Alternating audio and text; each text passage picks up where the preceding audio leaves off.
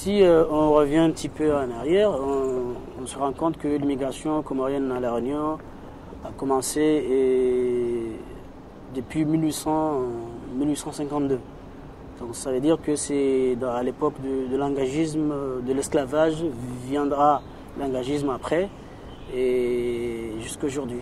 Il faut revenir sur l'histoire de La Réunion. Il faut comprendre qu'à La Réunion, après l'esclavage, il y a eu les engagés. Et ces engagés, c'était des Comoriens, des Malgaches, qui ont façonné l'économie rayonnaise.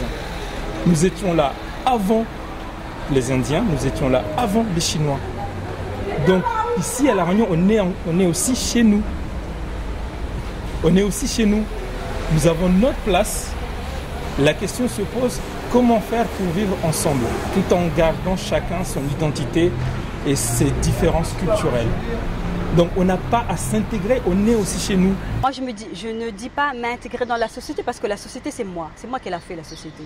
Parce que je ne me sens pas devoir m'intégrer quelque part, puisque je suis la société, je fais partie de cette société, je la construis, donc je suis comme ça, je reste telle qu'elle, mais il faut, il faut s'assumer, voilà, il faut se dire, ben voilà, je suis comme ça, les autres m'acceptent comme ça, j'accepte les autres aussi, j'accepte leurs questionnements et j'y réponds, voilà. En fait, je pense que c'est un travail d'intérieur, il faut être clean avec soi-même pour être bien. Pour que les autres te voient bien, quoi, en fait. Je pense personnellement, pour côtoyer de près la communauté mahoraise et comorienne au travers de la MEDERSA, par les jeunes et par leurs parents, que certes il y a cette stigmatisation, mais la réponse à cette stigmatisation viendra justement par le savoir.